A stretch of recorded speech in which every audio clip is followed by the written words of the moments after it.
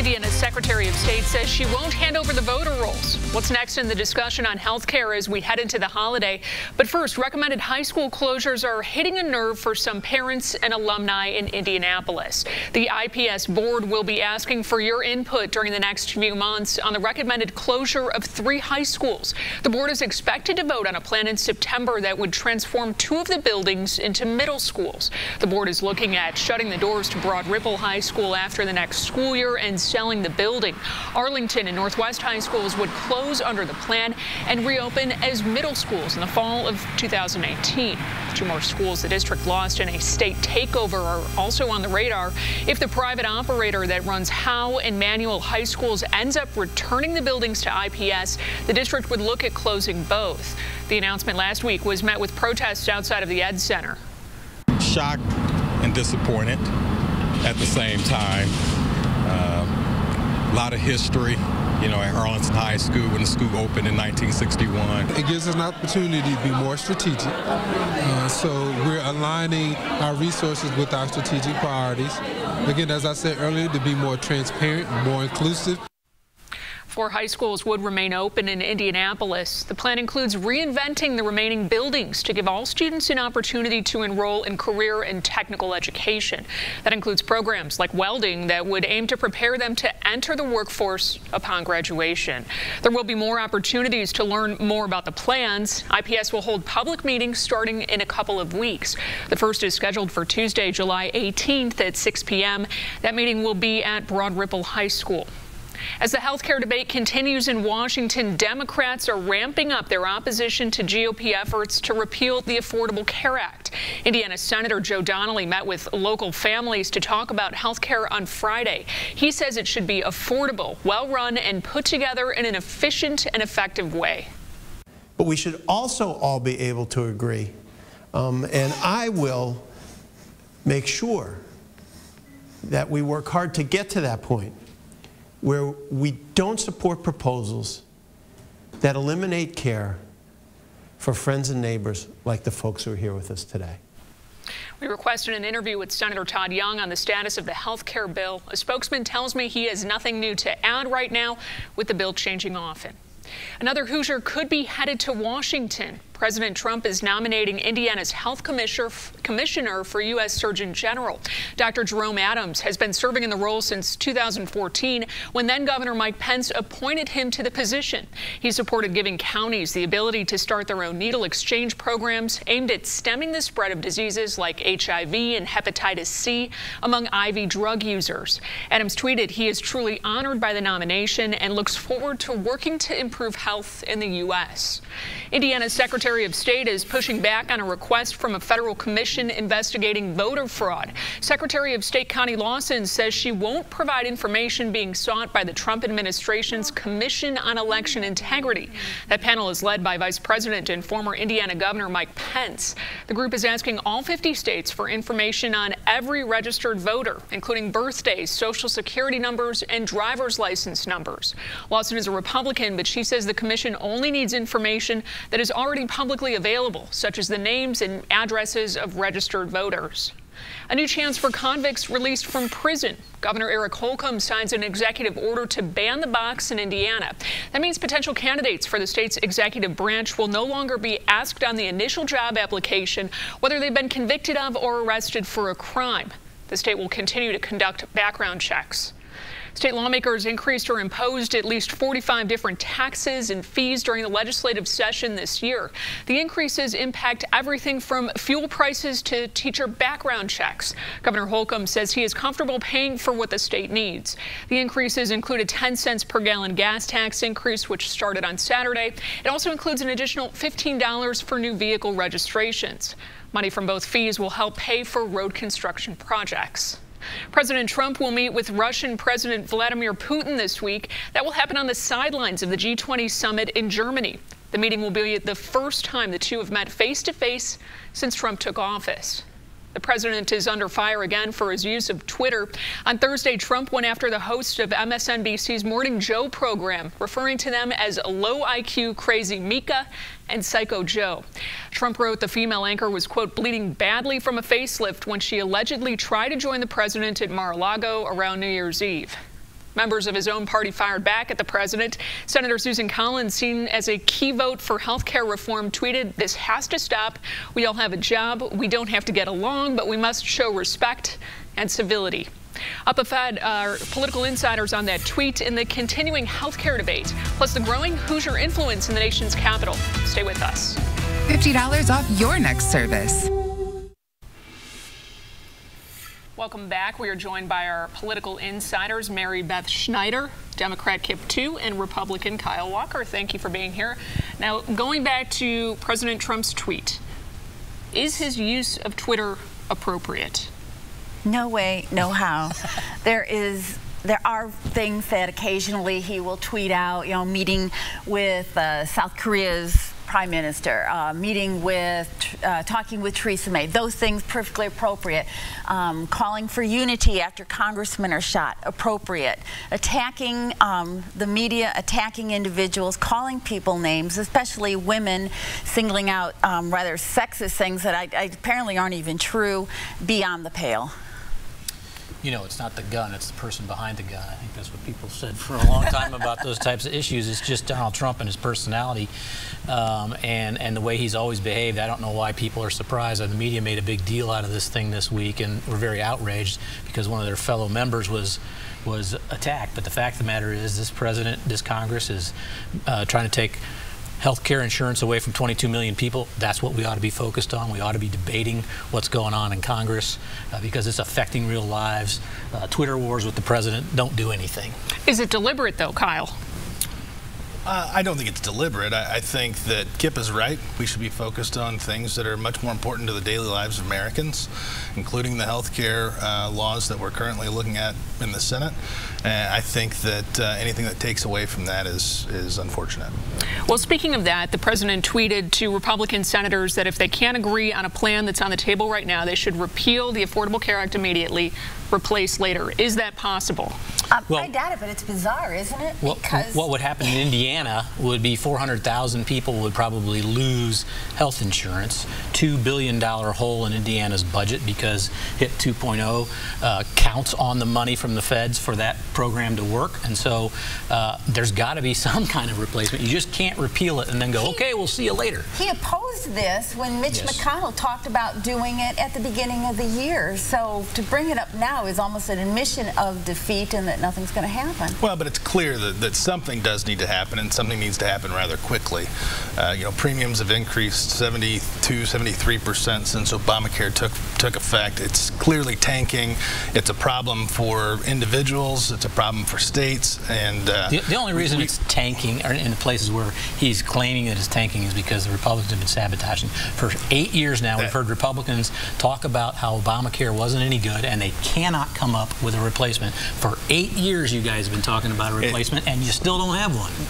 A replacement is currently being discussed. Democrats have failed to come to the table. They still haven't come to the table. Yeah. Come on, Kyle. Joe Donnelly is right there at the top of the list of folks that do not want to sit down and actually talk about. Actually, he had a proposal to meet with Republicans a reasonable fix to Obamacare. What you see in the Senate version is a good start. They have clearly listened to input, and they have they're redrafting it this weekend to improve provisions, including Medicaid. If Republicans had wanted Democrats at the table, then they should have had committee hearings. There should not have been 13 men behind closed doors. I think there were Republicans who wanted to come to the table, like Susan Collins, who weren't allowed in there. That was really disturbing, especially when you heard the complaints on Obamacare, how it was passed, and Mitch McConnell promised regular order, and that hasn't happened. I do think, however, that there is time to start over, come together, take the best ideas of both parties. This will not be a repeal of Obamacare. This will be fix what's wrong with Obamacare. And then I think we can get it done. And Democrats from the very beginning have said Obamacare is not perfect. We are willing to work with Republicans, will work with Republicans, but it was Mitch McConnell who said from the very first day the president was in office, we want to make him a one-term president. We don't want Obamacare to succeed. We're not going to give any votes. The president waited a year trying to bring Chuck Grassley and others on board, was working with them, and in the end, your base wouldn't let us do a bipartisan bill because your base has lost their mind. There's still an opportunity for a bipartisan bill now. There is. And Democrats do need to come to the table, and they need to have a reasonable conversation. As soon as they get invited, they'll be there. This is a public debate, and we're talking about it now, but the folks in Congress are talking about it also. There's every opportunity in the world for Joe Donnelly and the rest of the Democratic Party to provide input. They failed to do so, but there's still time. Joe Donnelly had 3 ideas this week. There have been several Democrat proposals out there, but I think that perhaps Republicans ought to be paying attention as not just to other senators, but to governors. You've seen a bipartisan group of governors come out and talk about the plans. I really think they ought to have a seat at the table, too, since Medicaid is so state-oriented. 2018, we've talked about it in the past. Impact on the 2018 Senate race here in Indiana. We've got 60 seconds. The longer this goes on, does that play more of a role? Yes, it does, but I think it's way too early to try to make a prediction about what's going to happen in November of 2018. I really do. I mean, it's so far off. We have no idea what this president's going to do next. Nobody does. Poor Kyle has to come here and defend him every so often, and it's, I feel bad for him having to defend him, but I wish he'd stop because the guy's a complete jerk, and he shouldn't be sitting in the White House. I think it certainly will be part of the 2018 conversation. I think, it goes back to when Joe Donnelly was in Congress and he voted for Obamacare. Again, I mean, I continue to highlight the fact that they had ample opportunities to try to fix and improve Obamacare, but it's really falling in on its own weight. And now it's time to fix them. We need to come together and have a serious conversation about how to do that. Mary Beth, 15 seconds. I agree it's way too early, but I also agree that no matter what happens, this is going to be a campaign issue. They pass something, the people who lose coverage are going to be upset. Don't pass something, people who lose coverage in areas where the exchanges are tanking will be upset. All right, we'll have to keep it to that. Thank you all for your input on this. Up next, retirement for the head of Indiana and Kentucky's Planned Parenthood chapter, and the latest on a court battle over a new abortion law.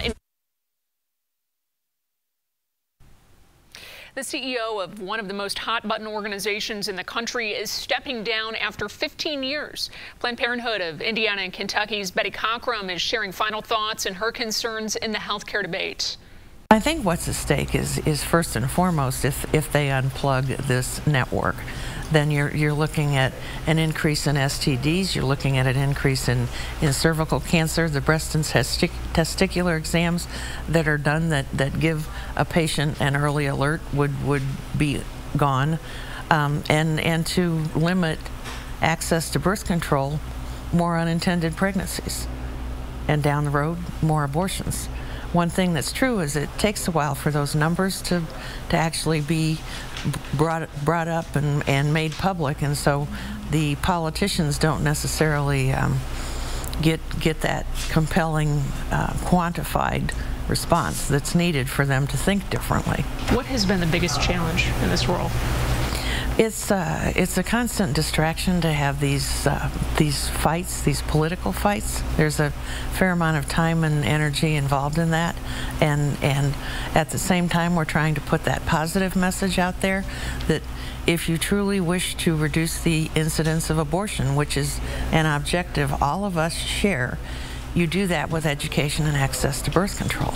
And we pound it, but it really falls on deaf ears. Cockrum leaves her post as Planned Parenthood claims victory over court action blocking parts of a new abortion law from taking effect. A preliminary injunction halts a change in law that would have allowed the court to notify parents if their daughter under the age of 18 sought a judge's approval to get an abortion. The ACLU of Indiana had sued to block the law on behalf of Planned Parenthood. No word yet on whether the Indiana Attorney General plans to appeal the decision. Indiana Right to Life is urging the state to do just that. In a statement, the CEO says in part, Hoosiers are tired of seeing activist judges legislate abortion from the bench. Attorney General Curtis Hill disputes Planned Parenthood's argument that the law could harm minors who have abusive parents. In a statement, he says this law already enables judges to determine that some minors could have extenuating circumstances in their relationship with their parents that make notification unwise or unsafe. In these instances, judges have full authority to waive the notification of parents. She wouldn't walk in that building. She was terrified to go back. She was very afraid. turning fear and frustration into focus and fortitude. A Columbus teenager is proving your circumstances don't define you. Ashley Johnson instead is flying high, even after epilepsy and fights made her fall to the floor. 5, 6, 7, sit. 1. Good. Notice that bandage on Ashley's arm? Don't worry, she doesn't either. If I think about it, I may get a little scared, but I don't think about it, so I've never been scared. 5, 6, 7, 8. At 14, Ashley Johnson is an honor roll cheerleading coach. Injuries are just part of the game. I mean, there's always that little question in my head.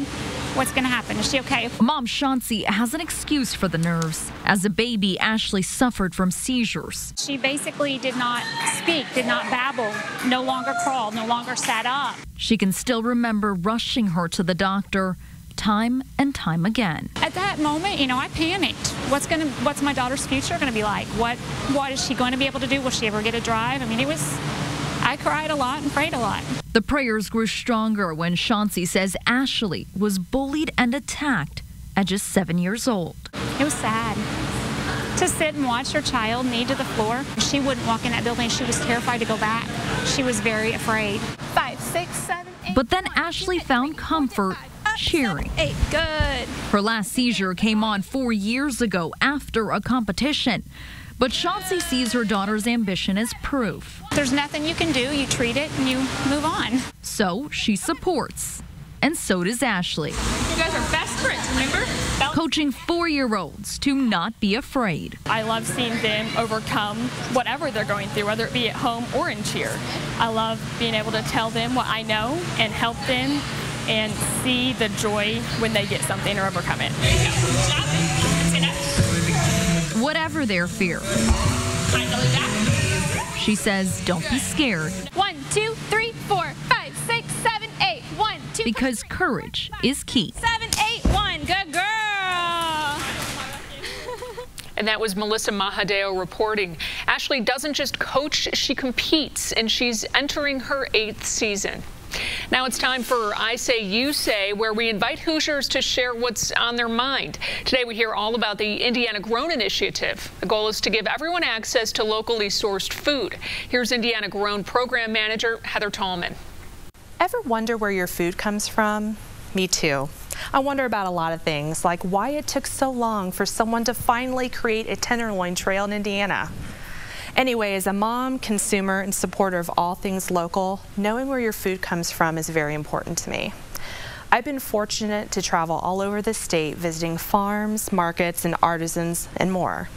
I've seen where our food comes from and have met the folks that grow and produce it. Indiana has some of the best products around, and Hoosiers, they love to buy local. However, it's not easy finding products made in Indiana. There are so many different labels, ingredients, and packaging.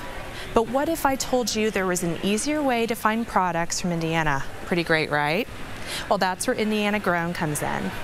Developed by the Indiana State Department of Agriculture, Indiana Grown is a statewide branding initiative designed to support Hoosier-based agricultural products. Members can put Indiana Grown logos on their products, making it easier for you and me to find on the shelf. What I love most about the initiative, though, are the stories. Indiana Grown has helped hundreds of Hoosiers connect with consumers, finding new markets for their products. We've supported farmers, startups, and local shops. We've even helped retirees carry out their lifelong dream of becoming sauce or candy makers. This Friday, you can hear these stories and more at our first ever Monumental Marketplace. From 10 a.m. to 2 p.m. on Monument Circle, you can eat, sample, and shop from nearly 100 Indiana Grown members. Come meet the makers behind some of Indiana's best products and learn all about where your food comes from. And with 7% of Americans thinking that chocolate milk comes from a brown cow, then I think we have our work cut out for us. I'm Heather Tallman, and that's what I say. Thank you, Heather. We want to know what you say. Reach out to us on Twitter, Facebook, or the RTV6 mobile app. You could be the next person featured. And weekday mornings at 9 on RTV6. Good morning to you. I'm Amanda Starantino, and here's what we're working on right now at RTV6. Right now, police are on the scene of a deadly duplex fire on the west side in the Speedway area. Police say a man inside of the home was killed after it caught fire. It all started around 4 this morning. One man was evacuated from his side of the duplex. The other died. The cause is under investigation.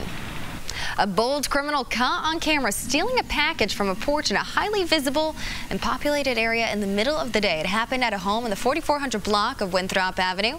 Police are looking for this person, trying to track him down before he strikes again. If you recognize the man in this video, you need to contact police. And here's a live look at our weather now. Cameras spread out across central Indiana. It is shaping up to be a beautiful day. No rain expected in the forecast until tomorrow. So go out and enjoy it. And a reminder to be safe with any fireworks that you do at home this weekend. And enjoy the fireworks shows that all the cities are hosting. Have a great 4th of July weekend. Welcome back to Indianapolis This Week. I'm Lauren Casey. It's time for the 6, so let's take a look at 6 things coming up in Indy this week. Well, you can extend your weekend into the holiday by attending some fun events on Monday. Out in Anderson, they're having their 4th of July parade at 7 o'clock, followed by fireworks. And then across town, Whitestown is celebrating with a fireworks show on Monday night at Eagle Church. As for your Independence Day, there's no shortage of events to keep you and the kids busy. Stop by the Carmel Parade, wave hello. I'll be there with some folks from right here at RTV6. And of course, Tuesday night is the biggest fireworks display in Indianapolis. The Freedom Festival will light up the city's skyline around 10 o'clock from the Indiana War Memorial. Skipping ahead now to Friday, we do have a brand new event right here in the Circle City. Check this out. The Monumental Marketplace is taking over the Circle during your lunch hour. You can sample food from local Indiana-grown farmers, so leave your lunch at home on Friday.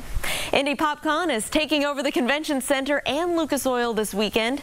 The convention celebrates pop culture with TV, movies, comics, and the internet. This event runs from Friday through Sunday. You can lace up your shoes, strap on your helmet. This Saturday, the Indy Criterium Bicycle Festival is in downtown. You and the kids can ride on down to Monument Circle and join thousands for this annual ride. And this weekend, celebrate our state's rich basketball history with the Indy Hoops Fest. This event takes place both Saturday and Sunday at Lucas Oil Stadium, and it includes several tournaments. So good luck, have fun. We have a busy week ahead here in Indy. I hope you enjoy it. Back to you. Thank you for joining us for Indianapolis This Week. Have a great week ahead.